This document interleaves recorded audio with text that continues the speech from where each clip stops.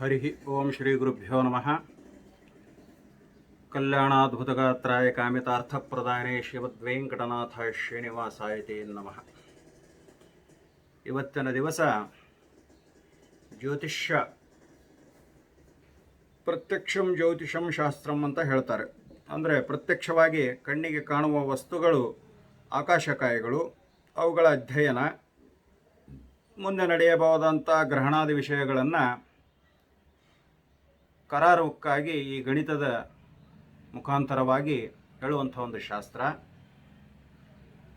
ಪ್ರಪ್ರಥಮವಾಗಿ ಈ ಜ್ಯೋತಿಷ್ಯವು ವೇದಾಂಗವಾಗಿದೆ ಅಂತ ಹೇಳ್ತಾರೆ.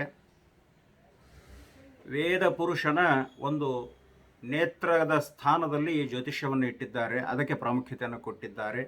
ಹೀಗಾಗಿ ಈ ಜ್ಯೋತಿಷ್ಯವು ದರ್ಶನಶಾಸ್ತ್ರ ಅಂತ ಕೂಡ ಹೇಳ್ತೀವಿ. ಅದೇ ಪ್ರಕಾರವಾಗಿ ಈ ಮುಂದೆ ಇತಿಹಾಸ ಪುರಾಣಾದಿಗಳಲ್ಲಿ ಇದಕ್ಕೆ ಮೂಲ ಶ್ರೀ ವರಾಹದೇವರು ಈ ಜ್ಯೋತಿಷ್ಯ ಶಾಸ್ತ್ರವನ್ನು ಬೋಧಿಸಿದರು ಅಥವಾ ವಿವರಿಸಿದರು ಅಂತ ನಾವು ತಿಳಿದುಕೊಳ್ತೇವೆ.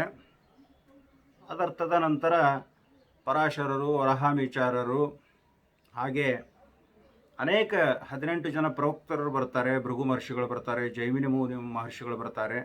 ಈ ಎಲ್ಲರಿಂದ ಉಪದಿಷ್ಟವಾದಂಥ ಈ ಒಂದು ಜ್ಯೋತಿಷ್ಯ ಶಾಸ್ತ್ರ ಮನುಕುಲಕ್ಕೆ ಒಂದು ಉಪಕಾರ ಯಾವ ರೀತಿ ಮಾಡ್ತದೆ ಅಂದರೆ, ಈ ಮನುಷ್ಯನ ಜನ್ಮ ಕರ್ಮದ ಮುಖಾಂತರವಾಗಿ ಹುಟ್ಟಿ ಬರ್ತದೆ. ಈ ಕರ್ಮವನ್ನು ಕಳೆದುಕೊಳ್ಳೋದಕ್ಕಾಗಿ ಯಾವ ರೀತಿಯಾಗಿರಬೇಕು ಅನ್ನೋದನ್ನು ಧರ್ಮ ಹೇಳ್ತದೆ. ಆ ಕರ್ಮವನ್ನು ಯಾವುದನ್ನು ಪಡೆದುಕೊಂಡು ಬಂದಿದ್ದೇವೆ ಅನ್ನೋದನ್ನು ಈ ಜ್ಯೋತಿಷ್ಯ ಶಾಸ್ತ್ರದ ಮುಖಾಂತರ ಗ್ರಹಗಳು ನಮಗೆ ಸೂಚನೆಯನ್ನು ಕೊಡ್ತವೆ, ಸೂಚಿತವನ್ನು ಮಾಡ್ತವೆ. ಅದಕ್ಕೆ ಇದನ್ನು ದರ್ಶನಶಾಸ್ತ್ರ ಅಂದರು. ಇದರಲ್ಲಿ ಪರಿಹಾರ, ಜ್ಯೋತಿಷ್ಯದಲ್ಲಿ ಪರಿಹಾರ ಅಂತ ಇಲ್ಲ. ಪರಿಹಾರ ಬೇಕಾದರೆ ನಾವು ಮಾಡಿರುವಂಥ ಪಾಪಕರ್ಮಗಳಿಗೆ ಪ್ರಾಯಶ್ಚಿತ್ತ ರೂಪವಾಗಿ ನಾವು ಮತ್ತೆ ಈ ಇತಿಹಾಸಾದಿ ಪುರಾಣಗಳಾಗಲಿ, ಧರ್ಮಗ್ರಂಥಗಳಾಗಲಿ, ಅವುಗಳ ನೆರವಿನಿಂದ ಕೆಲವೊಂದು ವ್ರತ ಅನುಷ್ಠಾನ, ತಪಸ್ಸು, ಈ ಥರ ಜಪಾದಿಗಳನ್ನು ಮಾಡಿದಾಗ ಅದರಿಂದ ಸ್ವಲ್ಪ ನಾವು ನೆಮ್ಮದಿಯನ್ನು, ಸುಖವನ್ನು ಕಾಣಬಹುದಾಗಿದೆ. ಮುಖ್ಯವಾಗಿ ಕರ್ಮವನ್ನು ಅನುಭವಿಸಿಯೇ ತೀರಬೇಕು ಅನ್ನುವಂಥದ್ದು ಇಲ್ಲಿ ನಾವು ಗಮನಿಸಬೇಕಾದಂಥ ಒಂದು ಅಂಶ. ಆದ್ದರಿಂದ ಜ್ಯೋತಿಷ್ಯದಲ್ಲಿ ಕಾಲಗಣನೆ ಅಂದರೆ ಮುಖ್ಯವಾಗಿ ಕಾಲಕ್ಕೆ ಆದಿ ಇಲ್ಲ, ಅಂತ್ಯವಿಲ್ಲ. ಇಲ್ಲಿ ಏನು ಮಾಡ್ತಾರೆ ಅಂತಂದರೆ, ಶಾಲಿವಾಹನ ಶಕೆಯಿಂದ ನಾವು ಪ್ರಾರಂಭ ಮಾಡ್ತೇವೆ. ಹಾಗೆ ವಿಕ್ರಮಾದಿತ್ಯ ಶಕೆ ಇದೆ, ಇತ್ತೀಚೆಗೆ ಕ್ರಿಸ್ತ ಶಕೆ ಇದೆ.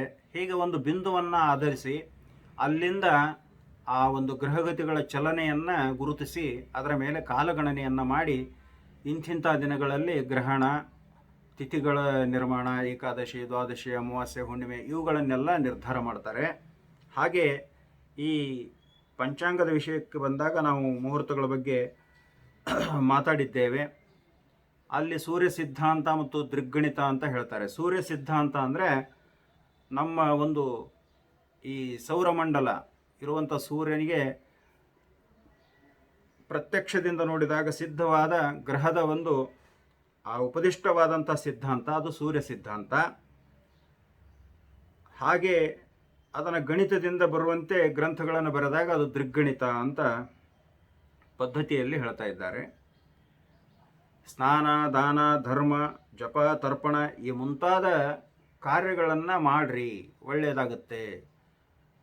ಸಂಕಲ್ಪಪೂರ್ವಕವಾಗಿ ನೀವು ವ್ರತ ಅನುಷ್ಠಾನಗಳನ್ನು ಮಾಡಿದಾಗ ಧರ್ಮ ಸಾಧನೆಯಾಗಿ ಅವುಗಳ ಫಲ ಈಗ ಕಾಣಿಸದೇ ಇರಬಹುದು, ಆದರೆ ಮುಂದಿನ ಜನ್ಮದಲ್ಲಿ ಅವು ಸಂಸ್ಕಾರಯುತವಾಗಿ ನಮಗೆ ಒಳ್ಳೆಯ ಜನ್ಮವನ್ನು ನೀಡ್ತವೆ ಅನ್ನೋದರಲ್ಲಿ ಅದು ತಿಳಿಸ್ಕೊಡ್ತಾ ಇದೆ. ಎಲ್ಲಿ ವಿಜ್ಞಾನ ತನ್ನ ಬೌದ್ಧಿಕ ಶಕ್ತಿಯನ್ನು ನಿಲ್ಲಿಸ್ತದೋ ಅಲ್ಲಿ ಆಧ್ಯಾತ್ಮಿಕ ಜ್ಞಾನ ತನ್ನ ಶಕ್ತಿಯನ್ನು ಪ್ರದರ್ಶನ ಮಾಡ್ತದೆ. ಆದ ಕಾರಣ ಜಾತಕ, ಪ್ರಶ್ನೆ, ಮುಹೂರ್ತ ಮುಂತಾದ ಫಲಗಳನ್ನು ನಾವು ತಕ್ಷಣದಲ್ಲಿ ಆ ಫಲಗಳನ್ನು ಪಡೆಯಬಹುದಾಗಿದೆ. ಅವುಗಳ ಒಳ್ಳೆಯ ಫಲಗಳಕ್ಕಾಗಿ ನಾವು ಮುಂದಿನ ಜನ್ಮದಲ್ಲಿ ಕಾಯಬೇಕಂತನೂ ಇಲ್ಲ. ಹೀಗಾಗಿ ಯಾವುದೇ ಒಂದು ಫಲಗಳನ್ನು ನೋಡಬೇಕಾದ್ರೆ ನಾವು ದೃಗ್ಗಣಿತ ಪಂಚಾಂಗವನ್ನು ಅನುಸರಿಸ್ತೇವೆ. ಈ ಒಂದು ಕಾಲಗಣನೆಯಲ್ಲಿ ವರ್ಷಕ್ಕೆ ಒಂದು ಸಂವತ್ಸರದಂತೆ 60 ಸಂವತ್ಸರಗಳನ್ನು ಹೇಳ್ತಾರೆ. ಹಾಗೆ 2 ಅಯನಗಳು, ಉತ್ತರಾಯಣ ಮತ್ತು ದಕ್ಷಿಣಾಯನ. ಮೊದಲೇ ಹೇಳಿದ್ದೇನೆ, ಸೂರ್ಯ ಮತ್ತು ಚಂದ್ರರ ಒಂದು ಗತಿ ಆಧಾರದ ಮೇಲೆ ಈ ಕಾಲಗಣನೆಯನ್ನು ನಡೆಸ್ತಾ ಇದ್ದಾರೆ ಅಂತ.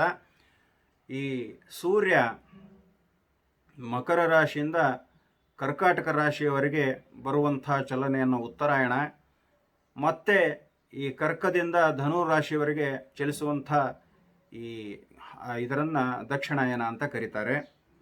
ಇವುಗಳಿಂದ 6 ಋತುಗಳು ಉತ್ಪನ್ನವಾಗ್ತವೆ. ಆ 6 ಋತುಗಳು ವಸಂತ ಋತು, ಗ್ರೀಷ್ಮ, ವರ್ಷ, ಶರದ್ ಋತು, ಹೇಮಂತ ಋತು, ಶಿಶಿರ ಋತು ಅಂಥೇಳಿ.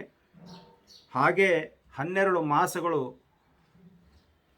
ಹುಟ್ಟುತ್ತವೆ. ಅವುಗಳಲ್ಲಿ ಚೈತ್ರ, ವೈಶಾಖ, ಜ್ಯೇಷ್ಠ, ಆಷಾಢ, ಶ್ರಾವಣ, ಭಾದ್ರಪದ, ಆಶ್ವಯುಜ, ಕಾರ್ತಿಕ, ಮಾರ್ಗಶಿರ, ಪುಷ್ಯ, ಮಾಘ, ಫಾಲ್ಗುಣ. ಇದನ್ನು ಚಾಂದ್ರಮಾನವಾಗಿ ನಾವು ಗಣನೆಗೆ ತೆಗೆದುಕೊಳ್ತೇವೆ. ಹಾಗೆ ಸೌರಮಾನದಲ್ಲಿಯೂ ಕೂಡ ಈ ರಾಶಿಗಳ ಹೆಸರಿನಿಂದ ಆ ಮಾಸಗಳನ್ನು ಕರೀತಾರೆ. ಮೇಷ ಮಾಸ, ವೃಷಭ ಮಾಸ, ಮಿಥುನ ಮಾಸ, ಕಟಕ ಮಾಸ, ಸಿಂಹ ಮಾಸ ಅಂಥೇಳಿ. ಹಾಗೆ ಚಂದ್ರನ ಒಂದು ಚಲನೆಯಿಂದ ಪಕ್ಷಗಳು, ಅಂದರೆ 15 ದಿವಸಕ್ಕೊಮ್ಮೆ ಶುಕ್ಲ ಪಕ್ಷ, ಕೃಷ್ಣ ಪಕ್ಷ ಉತ್ಪತ್ತಿಯಾಗುತ್ತೆ. ಅದರಲ್ಲಿ ಪ್ರತಿದಿನ 15 ತಿಥಿಗಳನ್ನು ಹೇಳ್ತಾರೆ. ಈ ಯೋಗಗಳು, ನಕ್ಷತ್ರಗಳ ಬಗ್ಗೆ ಈಗಾಗಲೇ ನಾನು ತಿಳಿಸಿಕೊಟ್ಟಿದ್ದೇನೆ. ಇನ್ನು ಮುಂದಿನ ದಿನಗಳಲ್ಲಿ ನಾವು ಈ ಮಾಸಕ್ಕನುಗುಣವಾಗಿ ಯಾವ ಥರದ ಆಚರಣೆಗಳನ್ನು ಮಾಡಿ ಪುಣ್ಯವನ್ನು ಪಡೆಯಬಹುದಾಗಿದೆ, ಆ ಮಾಸಗಳಲ್ಲಿ ಬರುವಂಥ ವಿಶಿಷ್ಟತೆ ಏನು, ಇದರ ಬಗ್ಗೆ ಎಲ್ಲ ತಿಳಿದುಕೊಳ್ಳೋಣ. ಎಲ್ಲರಿಗೂ ನಮಸ್ಕಾರ. ಶ್ರೀಕೃಷ್ಣ ಅರ್ಪಣಮಸ್ತು.